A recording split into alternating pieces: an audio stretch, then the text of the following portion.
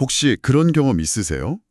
프로젝트가 처음엔 순조롭게 잘 가는 것 같다가 어느 순간부터 뭔가 이상하게 삐걱거리기 시작하더니 갑자기 걷잡을 수 없이 와르르 무너져 내리는 경험이요? 아, 정말 많죠. 오늘 저희가 파헤쳐볼 자료가 바로 그 현상의 중심을 꿰뚫는 내용입니다. 제럴드 와인버그의 전설적인 명저죠. 퀄리티 소프트웨어 매니지먼트 1권의 일부 피드백 효과 챕터입니다. 맞습니다. 와인보그의 이 책은 거의 개발 관리 분야의 바이블처럼 여겨지는 책이죠. 총 4권짜리인데 오늘 다룰 내용은 그중에서도 시스템이 왜 스스로 붕괴하는지를 아주 적나라하게 보여주는 핵심적인 부분입니다. 단순히 이런 문제가 있다 해서 그치는 게 아니군요. 네. 왜 그런 문제가 통제 불능 상태에 빠지는가? 그 근본적인 역학을 파헤쳐 볼 거예요. 오늘 이 이야기를 듣고 나시면 왜 어떤 문제는 조기에 개입해야만 하는지, 그리고 잘못된 개입이 어떻게 상황을 재앙으로 만드는지를 시스템 다이어그램을 통해 명확하게 이해하게 되실 겁니다. 듣기만 해도 흥미진진한데요. 그럼 어디서부터 시작해 볼까요? 자료를 보니 아주 재미있는 비유가 있네요. 험프티 덤프티 징후군요. 네, 바로 거기서부터 시작하죠. 우리에게 익숙한 동화 속 달걀 캐릭터, 험프티 덤프티 이야기입니다. 저자는 이걸 소프트웨어 프로젝트 관리 상황에 기가 막히게 빗대어 설명해요. 험티 덤프티가 담벼락 위에 앉아 있잖아요. 여기서 험프티 덤프티는 프로젝트 관리자고 그 아슬아슬한 담벼락은 위험에 처한 프로젝트 상황인 거고요. 그렇죠. 관리자는 직감적으로 압니다. 이거 뭔가 위험한데, 떨어질 것 같은데. 그래서 상사에게 찾아가서 이 불안함을 솔직하게 털어놓죠. 이 프로젝트 지금 상태가 매우 불안정합니다 하고요. 바로 그 지정이 갈림길입니다. 자료에 묘사된 상사는 아주 전형적인 나쁜 상사의 모습을 보여주죠. 이렇게 말합니다. 걱정 마. 그런 일 절대 안 생겨. 자네가 뭘 잘 몰라서 그래. 하하, 거기다 한술 더 뜨죠? 그리고 혹시라도 아주 만에 하나 문제가 생기더라도 걱정할 거 없어. 내가 가진 모든 자원을 총동원해서 해결해 줄게. 왕의 모든 기사와 말을 다 동원해서라도 말이야. 그러니까 이 얘기는 더 이상 아무에게도 하지 마. 네, 괜히 팀원들 불안하게 만들지 말고 와, 정말 어디선가 많이 들어본 듯한 말이네요. 내가 책임질게 라는 그 마법의 단어까지. 결국 관리자는 그 말을 믿고 입을 다물어 버리죠. 그래, 상사가 저렇게까지 말하는데 별일 있겠어? 하고 스스로를 안심시키면서요. 하지만 프로젝트 상황은 조용히 그리고 걷잡을 수 없이 악화되죠. 결국 험프티 덤프티가 담벼락에서 떨어져 와장창 깨지듯 프로젝트도 완전히 산산조각이 나버립니다. 그리고 그 이후의 상황은 더 최악이죠. 처음엔 모든 걸 해결해 줄 것처럼 말하던 상사는 슬그머니 발을 빼기 시작합니다. 책임을 떠넘길 희생양을 찾기 시작하고요. 그게 누굴까요? 바로 그 말을 믿고 침묵했던 프로젝트 관리자입니다. 왜 진작에 위험하다고 제대로 보고하지 않았나 하면서요. 정말 현실에서 일어날 법한 일이라 소름이 돋네요. 그런데 여기서 저자가 지적하는 핵심은 뭔가요? 관리자가 그냥 순진했다. 이건가요? 순진했다기보다는 정중한 완고함, 그러니까 폴라이트 스터버네스가 부족했다고 꼬집는 거죠. 문제가 있다는 걸 알면서도 상사의 공허한 약속과 권위에 눌려서 침묵하는 그 태도를 지적하는 겁니다. 하지만 솔직히 좀 억울한 면도 있지 않을까요? 상사가 내가 다 책임진다고 하는데 거기다 대고 못 믿겠습니다. 대책을 내놓으십시오. 라고 말하는 게 현실적으로 정말 어렵잖아요. 어렵죠. 자칫하면 조직 부적응자나 고집불통으로 찍히기 십상이고요. 네. 바로 그 점 때문에 와인버그가 이 책을 썼다고 할 수 있습니다. 감정적으로 이거 위험해요 라고 외치는 대신에 시스템이 어떻게 붕괴될 수밖에 없는지를 보여주는 논리적인 도구, 즉 시스템 다이어그램을 관리자 손에 쥐어주려는 거죠. 아, 감정이 아니라 데이터로, 모델로 이야기하라는 거군요. 네, 제 감정이 아니라 시스템의 역학이 이렇게 말하고 있습니다. 지금 개입하지 않으면 왕의 모든 기병과 말을 동원해도 되돌릴 수 없는 상태가 될 겁니다. 라고 설득할 수 있는 무게를 주는 셈입니다. 그렇군요. 그럼 도대체 왜 한 번 무너진 프로젝트는 되돌릴 수 없게 되는 걸까요? 그 시스템의 역학이 궁금해지네요. 그 이유를 설명하기 위해 저자는 우리가 가진 두 가지 근본적인 착각을 지적합니다. 바로 가역성 착각과 인과관계 착각입니다. 가역성 착각. 이름만 들어보면 되돌릴 수 있다는 착각이라는 뜻 같네요. 정확합니다. 한 번 한 일은 언제든 취소하고 원상복구할 수 있다는 믿음이죠. 자료에 나온 예시가 아주 재밌어요. 무거운 돌을 들다가 허리를 삐끗했어요. 네. 그럼 돌을 내려놓으면 바로 원래 허리 상태로 돌아갈 거라고 생각하는 거죠. 하지만 현실은 어떤가요? 아니죠. 이미 손상된 인대와 근육은 돌에 내려놓는다고 바로 회복되지 않죠. 바로 그겁니다. 다른 예시도 있죠. 관리자가 화가 나서 직원의 절반을 해고했다가 다음날 아침에 내가 실수했네 하고 다시 전원 복직시키면 모든 게 해결될 거라고 믿는 거예요. 생각만 해도 끔찍한데요. 직원들은 돌아올지 몰라도 그들의 무너진 신뢰와 사기는 절대 예전으로 돌아가지 않겠죠. 그렇죠. 시스템은 이미 영구적으로 변해버린 거예요. 이게 바로 가역성 착각의 함정입니다. 알겠습니다. 그럼 두 번째, 인과관계 착각은 뭔가요? 이건 이름만 들으면 너무 당연한 말 아닌가요? 원인이 있으니 결과가 있다. 이런 상식적인 이야기 같은데 이제 왜 착각이라는 거죠? 좋은 질문입니다. 바로 그 상식의 함정이 있기 때문이죠. 우리는 보통 A가 B의 원인이다처럼 원인과 결과를 명확하고 단순한 직선관계로 파악하려는 경향이 있어요. 네, 보통 그렇게 생각하죠. 하지만 복잡한 시스템에서는 원인과 결과가 서로 꼬리를 물고 순환하는 경우가 훨씬 많습니다. 이 두 가지 착각이 어떻게 시스템을 붕괴시키는지 자료에 나온 허리 통증 예시를 보면 아주 명확해져요. 네, 저도 그 그림을 봤는데 아주 직관적이더라고요. 자, 한번 보죠. 처음엔 간단해요. 운동 부족이 허리 통증을 유발합니다. 이건 단순한 인과관계처럼 보이죠. 그렇죠. 하지만 여기서 끝나지 않습니다. 반대로 허리가 아프면 어떻게 되나요? 운동을 더 하기가 힘들어지죠. 맞아요. 즉, 허리 통증이 운동 감소의 원인이 됩니다. 벌써부터 원인과 결과가 헷갈리기 시작하죠. 아, 그렇네요. 운동을 덜하면 같은 양을 먹어도 살이 찌기 시작하고요. 늘어난 체중은 다시 허리 통증을 악화시키는 원인이 됩니다. 이제 뭐가 원인이고 뭐가 결과인지 딱 잘라 말할 수 있나요? 아니요, 완전히 엉망진창으로 얽혀 있네요. 운동 부족이 통증의 원인이었는데 이제는 통증이 운동 부족의 원인이 되고 그 결과가 또 다른 원인이 돼서 처음의 통증을 더 심하게 만들고 이건 뭐 묘비우스의 띠 같은데요? 바로 그겁니다. 서로가 서로의 원인이자 결과가 되는 순환고리. 자료에서는 이것을 양성 피드백 루프라고 부릅니다. 양성 피드백 루프요? 네, 여기서 양성, positive라는 단어가 좋다, good라는 뜻이 아니라는 걸 명심해야 해요. 오히려 기존 경향을 더욱 증폭시킨다는 의미에 가깝습니다. 아, 그러니까 증가하는 것이 더 증가하게 만든다. 이런 개념이군요. 눈덩이가 한번 구르기 시작하면 점점 더 커지면서 가속도가 붙는 것처럼요. 정확한 비유입니다. 이 허리 통증 예시에는 명확하게 보이는 양성 피드백 루프가 3개나 있어요.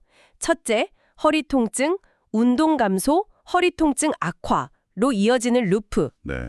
둘째, 운동 감소, 체중 증가, 운동하기 더 힘들어짐, 운동 감소로 이어지는 루프. 그리고 이 둘이 합쳐져서 만들어지는 최악의 루프가 있죠. 허리 통증, 운동 감소, 체중 증가, 허리 통증 폭발. 와, 이런 루프들을 자기 강화, self-reinforcing 또는 편차 증폭, deviation amplifying 루프라고도 부릅니다.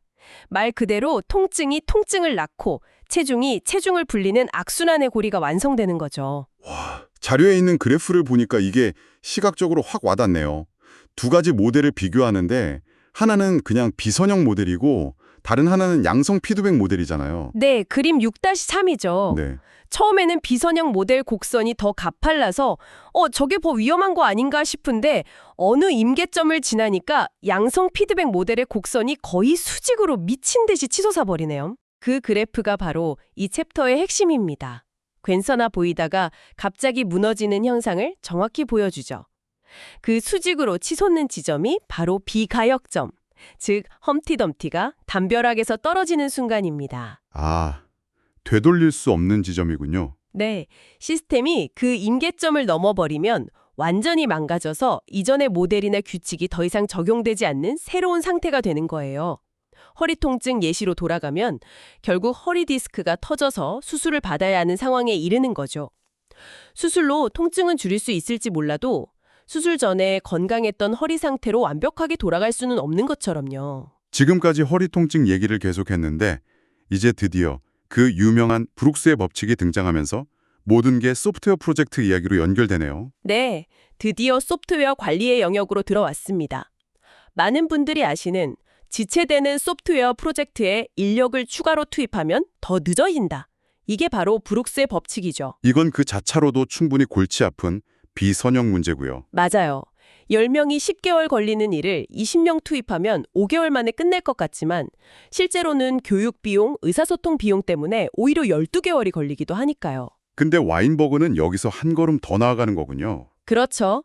브룩스의 법칙만으로는 프로젝트가 그냥 더 늦어질 뿐이지만 여기에 관리자의 어리석은 행동이 결합되면 상황의 단순한 지연이 아닌 완전한 붕괴로 이어진다는 걸 보여줘요. 관리자의 행동이요? 네, 자료의 그림 6-4가 그걸 잘 설명하죠. 관리자가 프로젝트 진행률이 낮아지는 걸 한참 동안 눈치채지 못하거나 외면하다가 마감일이 임박해서야 뒤늦게 이런 하면서 사람을 대거 투입합니다. 바로 이 뒤늦은 과잉 반응이라는 행동이 시스템의 새로운 피드백 라인을 만들어버려요. 아, 그게 스위치 역할을 하는 거군요. 맞습니다. 완만하던 비선형 문제를 폭발적인 양성 피드백 루프로 바꿔버리는 거죠. 이게 바로 일반화된 브룩스의 법칙이네요. 그림 6-5를 보니까 더 명확해지네요. 관리자의 반응 자체가 시스템 붕괴의 핵심 원인이 된다는 거잖아요. 너무 늦게, 너무 과격하게 반응하는 것이요. 정확합니다. 관리자가 뒤늦게 사람을 투입하면 어떤 일이 벌어질까요? 잔료에서는 3가지 방식으로 비선형성을 폭발시킨다고 지적해요. 첫째, 새로운 사람이 오면 기존 인력은 자기 일을 멈추고 그들을 교육해야 합니다. 미팅은 늘어나고 의사소통 비용은 기하급수적으로 증가하죠. 즉, 유효 노동력이 오히려 감소합니다. 그렇죠. 일할 사람이 더 줄어드는 셈이네요. 둘째, 새로운 사람들은 기존 코드나 설계에 익숙하지 않아서 더 많은 버그를 만들어낼 가능성이 높습니다. 이건 추가적인 작업량을 만들어내고요. 잠깐만요. 그럼 관리자는 어떻게 해야 하는 거죠? 프로젝트가 늦어지는 걸 보고도 그냥 손 놓고 지켜만 봐야 한다는 건가요? 그건 너무 무책임하게 들리는데요? 바로 그게 이 논의의 딜레마이자 핵심입니다. 아무것도 하지 말라는 게 아니에요. 그럼요. 관리자의 행동이 문제를 일으키는 3번째 방식이 바로 타이밍과 규모에 있거든요. 너무 늦게 개입했기 때문에 이제 와서 작은 조치를 취하는 건 효과가 없어 보입니다.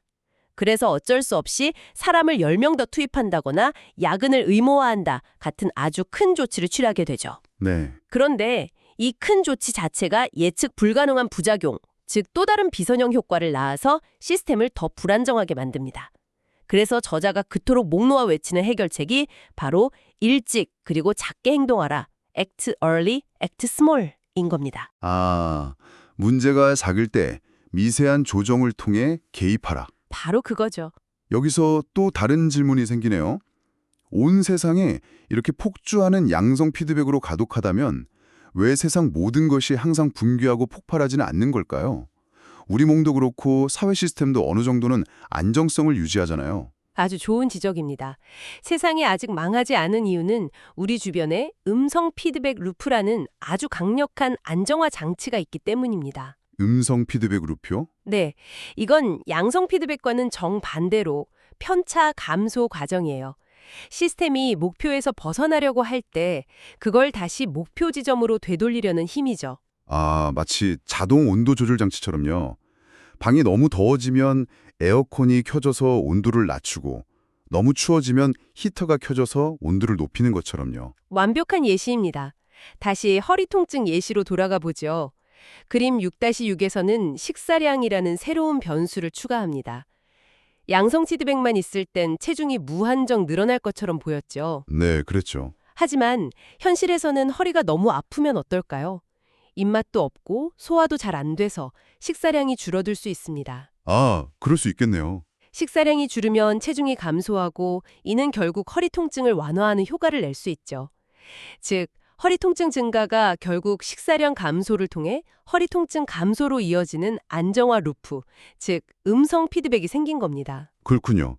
양성 피드백이 폭주기관차라면 음성 피드백은 그걸 제어하는 브레이크 같은 역할이네요. 맞습니다. 그리고 이게 유능한 관리자의 핵심 역량입니다. 저자가 말하는 패턴 3 관리 모델을 보면 유능한 관리자는 시스템 안에 이런 음성 피드백 루프를 의도적으로 구축하고 활용합니다. 어떻게 말이죠? 하나는 요구 사항을 통한 것이고 다른 하나는 자원을 통한 것입니다. 아, 이제 좀 감이 오네요. 예를 들어 프로젝트 일정이 지연될 기미가 보이면 마감일을 맞추기 위해 이번 릴리즈에서는 이 기능 몇 개는 빼고 갑시다 라고 결정하는 게 바로 요구사항 루프를 통한 음성 피드백이군요. 정확합니다. 목표, 마감일과의 편차, 지연이 발생했을 때 그 편차를 줄이는 방향, 요구사항 축소로 행동한 거죠. 자원 루프의 예시도 들어볼까요? 테스트 단계에서 버그가 예상보다 많이 나와요. 품질 목표에 미달하는 상황이네요. 그렇죠. 품질 목표와의 편차가 발생했죠.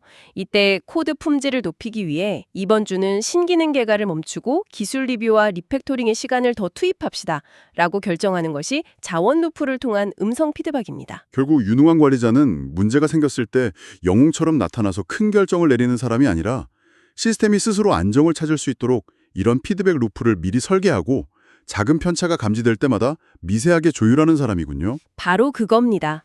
반대로 패턴 2, 즉 불안정한 관리 패턴을 보이는 관리자는 어떻게 행동할까요?